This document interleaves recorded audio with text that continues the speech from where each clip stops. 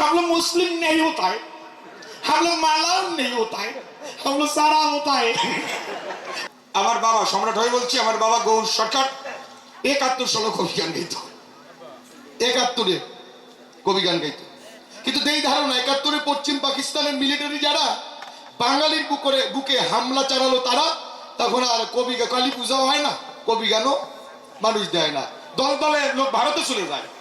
আমার বাপ কাকারা চারি হয়, আমার মেজু জ্যাঠামশাই আমার বাবারে ডেকে বললো, গৌর তোর আর গান গাওয়ার কায়দা নাই। কেন? গান গাবি কি মতে? হিন্দুরা দলে দলে যায় ভারতে।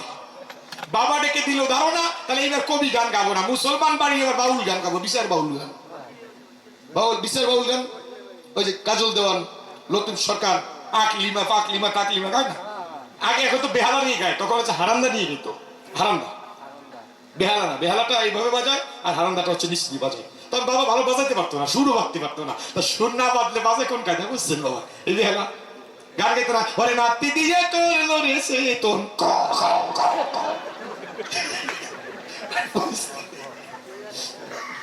ফরিদপুরে তখন মিলিটারি ঢুকে নাই, চান্দিয়া বয়াতির সঙ্গে জুড়ি করে আমার বাবা রাজবাড়ি ফরিদপুরে 4 দিনে বিচার গান করে মুসলমান বাড়িতে। বিচার গান করে ওই যে ভাঙ্গা, আমাদের ভাঙ্গা, ভাঙ্গা তখন এত বাবা এইরকম তো ছিলই না।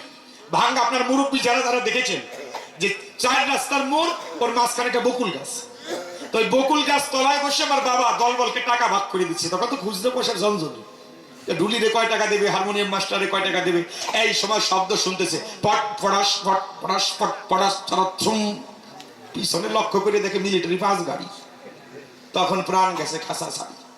আর মিলিটারিটা মনে করছে অবিকলেরা মুক্তিবাহিনীর দল, দোল বাধা মনে করছে মডার গান, বেহালা মনে করছে ইস্টার্ন গান, মুক্তিবাহিনী ভাববে না কেন। আর আমার বাবার চুল বাধা মনে করছে এইটাই কবার না। এট ফার্স্ট চলতি অবস্থা left right left right hands up hands up. স্বাধীনের পরে বর্তমানে বাচ্চা ছেলেদের হ্যান্ডস আপ বললে ওরা জানে যে হাত তুলতে হয়, আগে অনেক মানুষ বুঝতো হ্যান্ডস আপ কি। যখন বলছে হ্যান্ডস আপ, আমার বাপ টাকা পয়সা ফেলাই দিয়ে ধরছে, এই হচ্ছে হ্যান্ডস আপ। হারমোনি মাস্টার কয়, সরকার মশাই আসরে দাঁড়াই বড় বড় কথা কনে, হারে কাফেন কেন? বাবা কয়, কাফার দেখছিস কি? দেখিস কেন? জল ঘটে না, জিভ শুকাই গেছে। আরে দাদা চাইনিজ রাইফেল, তার মাথায় ব্যানেট বাঁধা।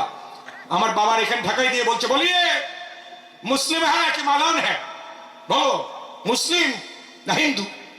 বাবা চিন্তা করে, যদি সত্যি কথা কই পাকা দানে ঘটবে মই, যদি বলি হিন্দু ফুস করে বেরিয়ে যাবে বিন্দু, হিন্দু বলে তো রক্ষাই নেই।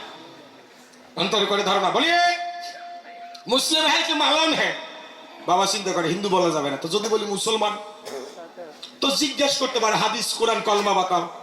হাদিস কোরআন ও যেটুক জানে তার তো আমি অনেক বেশি জানি, ও প্রশ্ন করে বা ঠেকাইতে পারবে না। যদি চেক করে বসি, চেক করলে ধরা ফেটে যাবে না? চেক করছে অনেকে,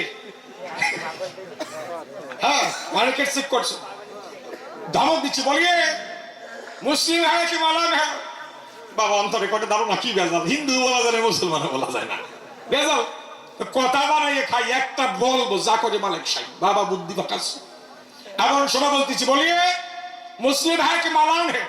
বাবা কা হুজুর हम लोग मुस्लिम नहीं होता है, हम लोग मालाम नहीं होता है, हम लोग सारा होता है।